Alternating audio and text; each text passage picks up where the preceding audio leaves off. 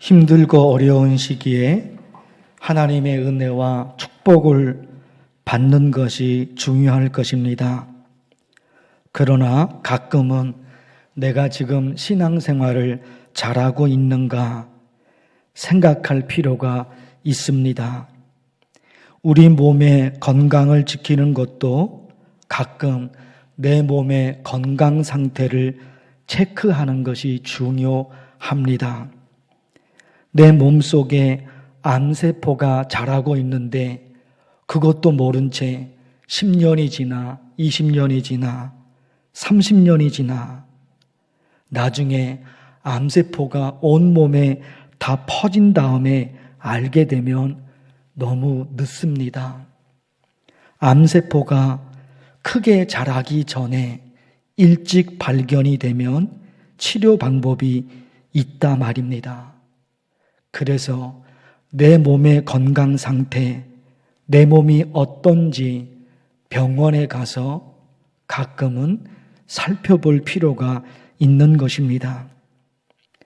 그와 마찬가지로 힘들고 어려운 시기에 하나님의 은혜와 하나님의 축복이 없으면 우리가 어떻게 살 수가 있겠습니까? 그러기에 하나님의 은혜, 하나님의 축복이 너무너무 중요하죠. 그러나 가끔은 내가 지금 신앙생활을 잘하고 있는가 생각할 필요가 있어요. 무엇으로 알 수 있을까? 내가 지금 신앙생활 잘하고 있구나. 무엇으로 알 수 있을까? 하나님께서 우리에게 주신 사명이 있는데 그 사명을 잘 감당하고 있는가? 그것으로 알 수 있습니다. 신앙생활이 한두 가지가 아니잖아요. 알아야 할 내용이 한두 가지가 아니지요. 그러나 그 중에서도 가장 중요한 것이 있는 거예요. 그게 뭡니까? 하나님이 내게 주신 사명이 있어요. 지난 주일 부활주일이어서 죽음을 이기시고 다시 살아나신 부활의 주님을 찬양했습니다. 오늘 말씀은 부활하신 예수님께서 하늘로 올라가시기 전 마지막으로 제자들에게 명령하신 말씀입니다. 오직 성령이 너희에게 임하시면 너희가 권능을 받고 예루살렘, 유대, 사마리아, 땅끝까지 이르러 내 증인이 되리라. 이 말씀이 예수님께서 하늘로 올라가시기 전 마지막으로 제자들에게 명령하신 말씀입니다. 어떻게 알 수 있을까요? 8절 다음에 9절 이 말씀을 마치시고 그들이 보는데 올려져 가시니 이 말씀을 마치고 부활하신 예수님께서 하늘로 올라가셨습니다. 이 말씀이 8절 말씀이거든요. 땅끝까지 이르러 내 증인이 되리라. 예수님이 제자들에게 마지막으로 남기신 말씀, 그러니까 유언의 말씀이죠. 마지막으로 예수 그리스도께서 남기셨다 말입니다. 예수님을 처음 믿은 순간부터 죽음에 이르는 순간까지 예수님을 처음 만났어요. 그 첫 순간부터 죽음에 이르는 마지막 순간까지 사명, 예수님께서 주신 사명을 감당했던 사람, 사도 바울이죠. 사도 바울이에요. 예수님을 믿은 첫 순간, 그 순간부터 죽음에 이르는 마지막 순간까지 바울의 신앙은 오직 사명에 있었어요. 예수님께서 내게 주신 사명을 감당하리라. 이 땅에서 행복하게 사냐, 불행하게 사냐, 성공할 것인가, 실패할 것인가, 그것이 바울의 관심이 아니에요. 건강한가, 병들었는가, 그것이 바울의 관심이 아니에요. 바울은 다메섹 도상에서 예수님을 만난 첫 순간부터 죽음에 이르는 마지막 순간까지 그의 신앙의 모든 관심은 사명에 있었어요. 그 복음을 전하는 일, 감당함에 있어서 사도 바울이 얼마나 많은 고난을 당했는지 우리가 알아요. 성경을 통해. 고린도후서 11장, 옥에 갇히기도 더 많이 하고 매도 수없이 맞고 여러 번 죽을 뻔하였으니 유대인들에게 40에서 하나 감암매를 5번 맞았으며 3번 태장으로 맞고 1번 돌로 맞고 3번 파선하고 일주야를 깊은 바다에 지냈으며 또 있지요. 강의 위험, 강도의 위험, 동족의 위험, 이방인의 위험, 광야의 위험, 여러 번 자지 못하고 줄이며 목마르고 여러 번 굶고 춥고 헐벗었노라. 엄청난 고난인 거예요. 고린도후서 11장에. 그런데 너무너무 신기해요. 엄청난 고난을 당했는데요. 바울은 힘들다, 괴롭다. 내가 예수님을 믿는데 왜 이렇게 고난을 당할까? 복음을 전하라고 그래서 복음을 전하는데 왜 나는 고난만 당할까? 하나님은 살아계시는 건가? 이런 의심, 이런 원망, 이런 불평, 이런 한숨이 바울의 입에서 단 한 번도 나오지 않았다는 거예요. 하나님을 믿으면 잘 돼야 되잖아요. 복음을 전하면 잘 돼야 되잖아요. 그런데 바울은 아니에요. 복음을 전하면 전할수록 고난을 당합니다.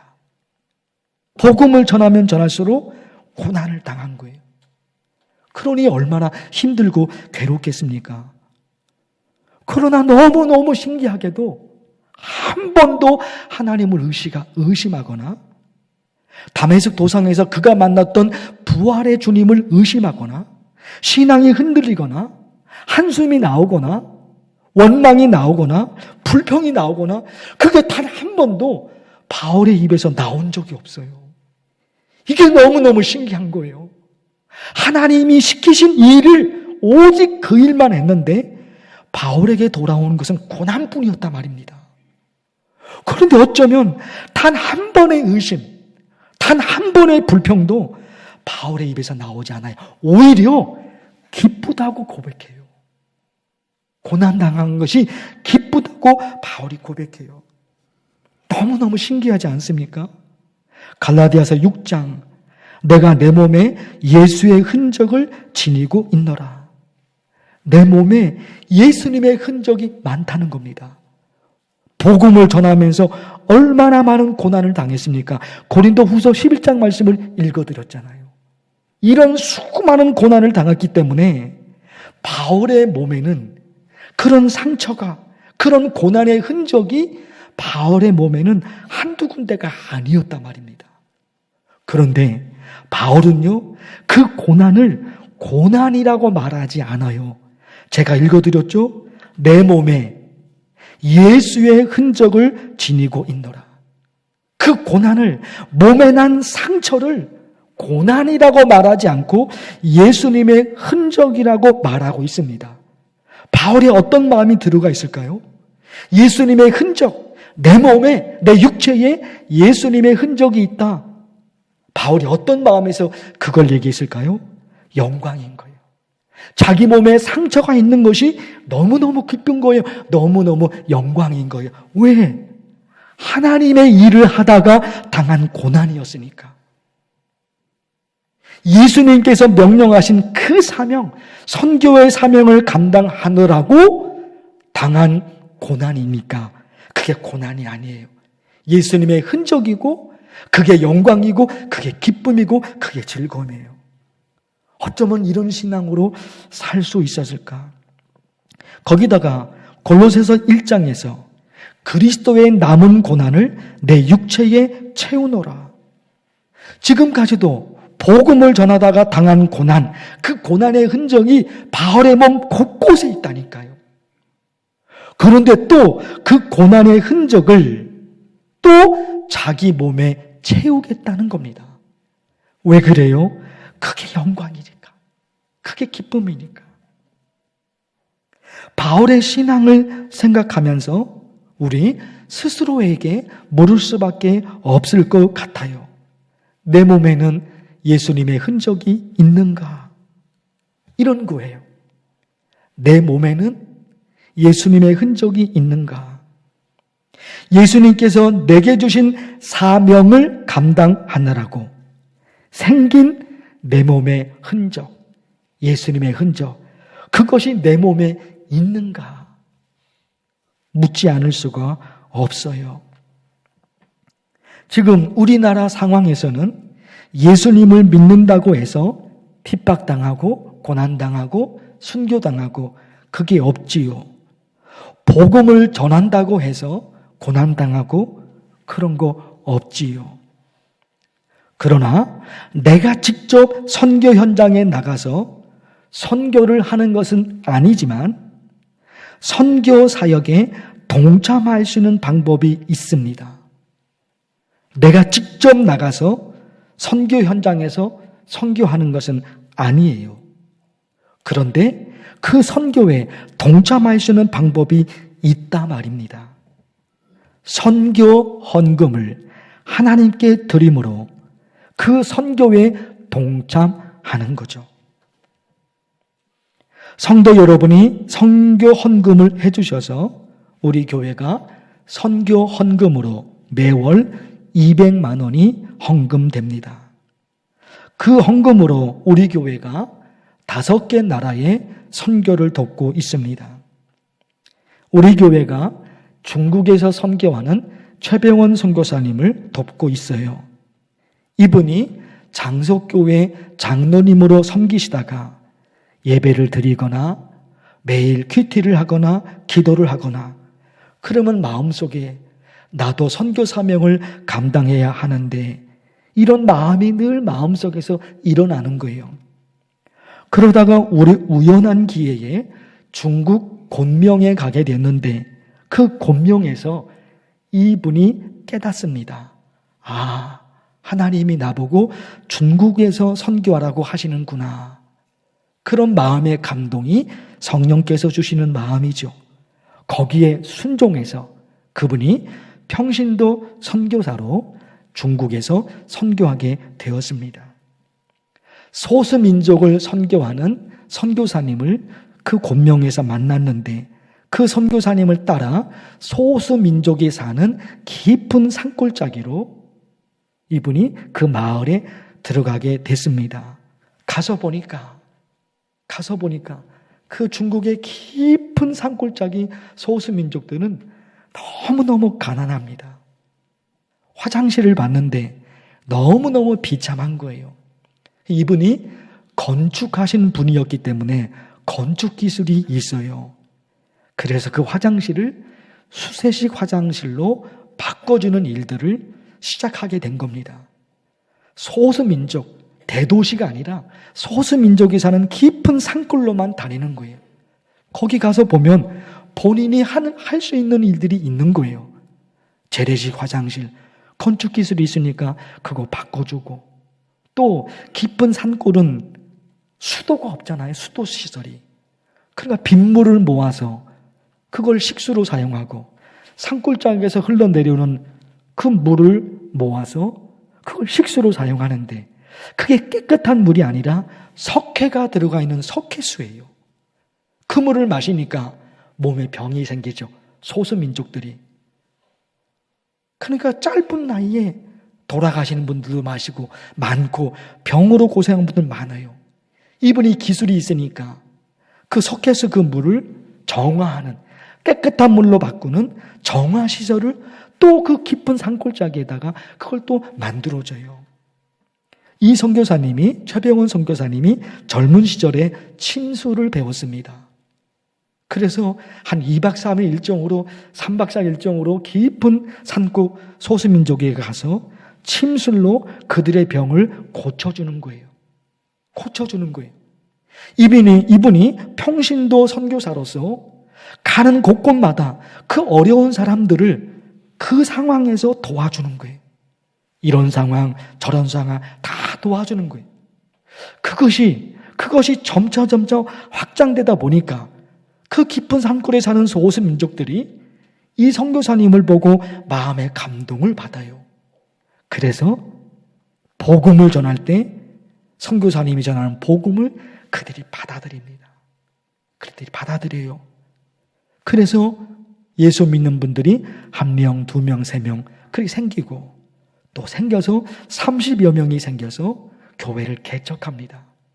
우리 교회가 주망교회라는 중국의 주망교회 세웠는데 선교사님이 거기에서 섬기고 있는 양티웨논이라는 신학생을 계속해서 수년 동안 우리 교회가 돕고 있었던 겁니다. 이게 여러분, 우리가 직접 선교 현장에서 나가서 선교하면 좋지요. 그러나 그 방법만 있는 것이 아니라 우리는 선교 현장에 갈 수는 없지만 이곳에 있으면서 선교 헌금에 우리가 동참을 합니다. 동참해서 그 헌금을 정말 열심히 선교하는 사람들을 후원하는 것이죠. 그것으로 인해서 선교 헌금을 통해서 우리도 그 선교에 동참하게 된다 말입니다.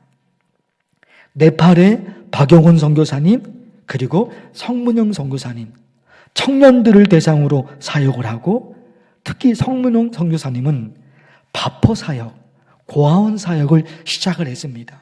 지금 10년이 넘었는데 교회가 7개 교회를 개척하게 되었습니다. 그게 여러분, 우리가 많이 돕지는 못하지만 우리도 돕고 또 다른 교회도 돕고 그러면서 그런 일들이 선교 현장에서 우리 교회가 레바논에 있는 시리아 난민들 사역하는 김효가 선교사님을 돕습니다. 필리핀에도 우리 교회가 돕고 있고 또 우리 교회에 박근성 권사님 며느리가 김스라 지사님인데 그 오빠가 필리핀에서 목회합니다. 그 교회를 우리 교회가 돕고 있어요. 인도네시아의 이기대 선교사님, 그분이 신학대학을 운영하고 있거든요. 신학생들을 길러냅니다. 그분을 또 우리 교회가 돕고 있어요. 이 모든 게 내가 직접 선교 현장에 나가서 선교를 하는 것은 아니지만 선교 헌금을 보내줌으로써 우리도 선교 사역에 동참하고 있다 말입니다. 그러기에 말할 수가 있어요. 사도 바울이 고백한 것처럼 우리도 고백할 수 있어요. 내 몸에도 예수님의 흔적이 있습니다. 할 수 있는 거예요. 예수님께서 내게 주신 사명을 감당하느라고 내게도 내 몸에 예수님의 흔적이 있습니다. 할 수 있다 말입니다. 무엇보다도 선교 사역에 동참할 수 있는 아주 중요한 것이 또 한 가지가 있지요. 사도 바울이 골로새 교회 성도들에게 이렇게 부탁을 합니다. 우리를 위하여 기도하되 하나님이 전도할 문을 우리에게 열어주사 그리스도의 비밀을 말하게 하시기를 구하라. 바울이 골로새 교회 성도들에게 이렇게 부탁을 하는 겁니다. 여러분, 성도 여러분, 내가 선교 현장에서 열심히 전도할 겁니다. 바울이 그러는 거예요. 골로새 교회 성도 여러분, 내가 선교 현장에서 직접 열심히 전도할 것입니다. 그러나 여러분의 기도 없이는 선교의 문이 열려질 수 없습니다. 그러니까 선교의 문이 열려질 수 있도록 여러분이 기도해 주세요. 내가 선교 현장에서 선교할게요. 내가 선교할게요. 여러분은 이 선교 현장에서 이 선교의 문이 열려질 수 있도록 여러분은 기도해 주세요. 그렇죠, 여러분. 우리가 그 선교 현장에 직접 가는 것은 아니지만 선교 헌금으로 후원하고 그 마음으로 그 선교지를 위해서 그 선교사를 위해서 눈물로 우리가 기도하는 거예요.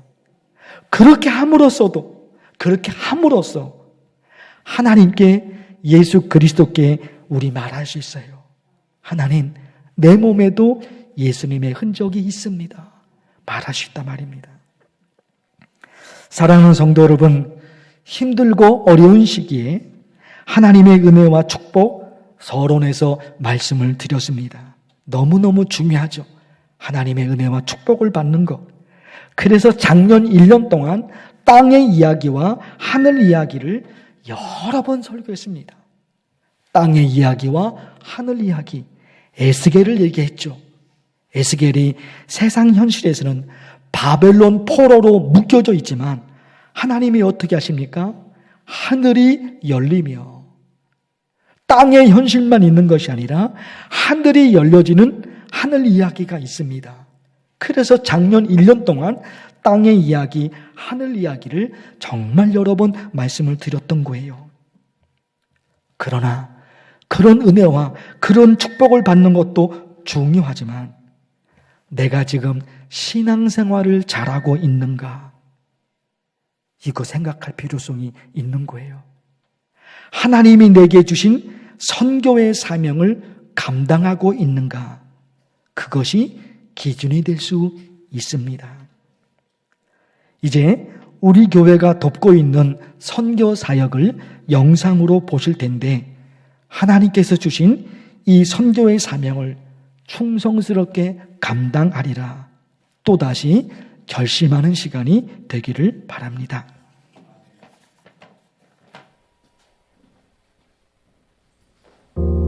안녕하세요. 만나교회 성도 여러분, 2022년 해외 선교팀장 조필래 집사입니다. 만나교회 해외 선교에 대해 간략하게 소개하겠습니다. 해외 선교는 중국, 인도네시아, 네팔, 필리핀, 레바논 5나라의 7곳으로 정기 후원하고 있습니다. 중국 최선교사님과 이선교사님은 한글 학교 사역과 병원 치유 사역을 하고 계십니다. 매월 50만 원씩 하고 있습니다. 인도네시아 이규대 선교사님은 스위자라야 신학대학교 설립 및 운영하고 있습니다. 매월 10만 원 후원하고 있습니다. 이규대 선교사님과 현지인들의 모습입니다. 네팔 박용훈 선교사님은 코람데오 학사관 1:1 청년 양육하고 계십니다. 박용훈 선교사님이 보내신 선교 편지와 기도 제목은 교회 홈페이지 선교 편지 게시판에 보실 수 있습니다. 성문용 선교사님은 고원 및 바포 사역을 하십니다. 두 분께 매월 10만 원 후원합니다. 네팔 박용훈 선교사님이 운영하는 코란데오 학사관 네팔 청년들입니다. 필리핀은 따가로 노예와 하나님 공동체의 사람들의 교회 2곳을 후원합니다. 하나님의 공동체의 사람들이 교회는 만나교회 김슬아 집사님의 오빠 모인 카민 목사님이 목회하시는 교회이며 30여 명 성도들이 모입니다. 필리핀 노예와 교회 2곳에 매월 10만 원 후원하고 있습니다. 레바논 김영아 선교사님 시리아 난민 선교 마라나타 교회를 운영하고 있습니다. 코로나 대면하기 어려운 상황에도 선교 사역을 계속 하시기 위해 애쓰고 계십니다. 매월 20만 원 후원하고 있습니다. 김영아 선교사님의 사역에 관한 내용은 유튜브 마라타 프론티어를 통해서 보실 수 있습니다. 다음은 해외 선교를 돕는 선교회를 소개하겠습니다. 1여전도회 월드비전 해외 기아아동 돕기 6여전도회는 중국 선교사님을 돕습니다. 지난해 30만 원씩 3회 후원하였고 올해 3월 25만 원 후원하였습니다. 3사 남선교회는 최근 전쟁으로 피해받는 우크라이나 피난민을 돕기 위해 커피 드림백을 판매하여 수익금으로 약 20만 원을 우크라이나 대사관에 요청하는 공식 계좌로 송금하였습니다. 만나교회가 하나님의 선교에 쓰임받음에 감사드립니다. 지속적인 선교를 위해 기도와 관심 부탁드립니다. 감사합니다.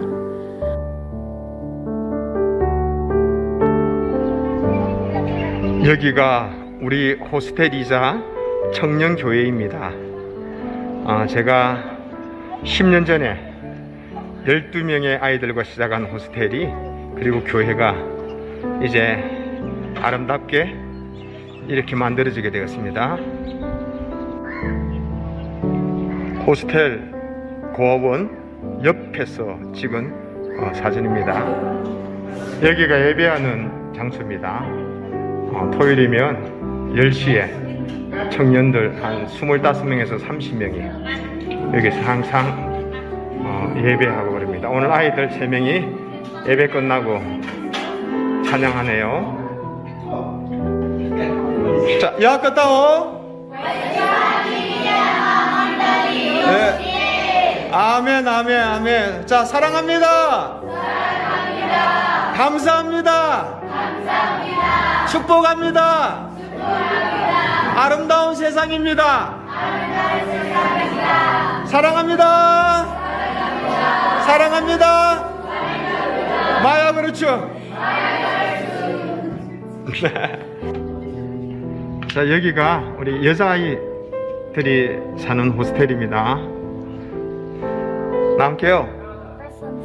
예, 버리섬사 스레스티입니다. 우리 아이 중에 이쁜 아이죠. 하이. 남게요. 남게요.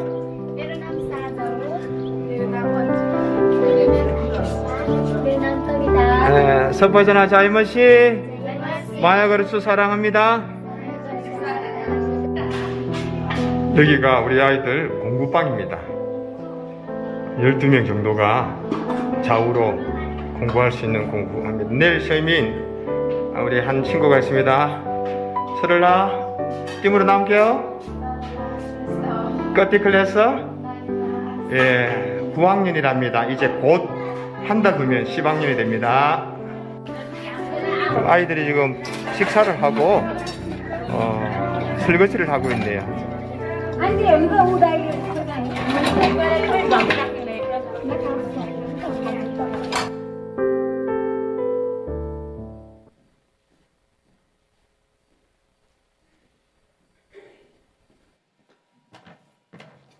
기도하겠습니다. 하나님 아버지, 이렇게 우리도 선교 헌금으로 또 기도로 선교사에게 동참하게 하신 것을 감사합니다. 우리가 보내는 헌금과 우리가 눈물로 기도하는 그 기도의 사역들이 모아져서 하나님께서 우리에게 주신 사명을 우리 교회가 잘 감당해 갈 수 있도록 은혜를 내려 주시옵소서. 현지에서 수고하시는 선교사님들, 그들의 고생과 그들의 아픔을 무엇으로 다 말할 수가 있겠습니까? 우리가 선교 헌금으로 기도로 도우니 그곳에 하나님의 놀라운 역사를 선교 현장에서 나타나 보여 주시옵소서. 예수님의 이름으로 기도하옵나이다. 아멘.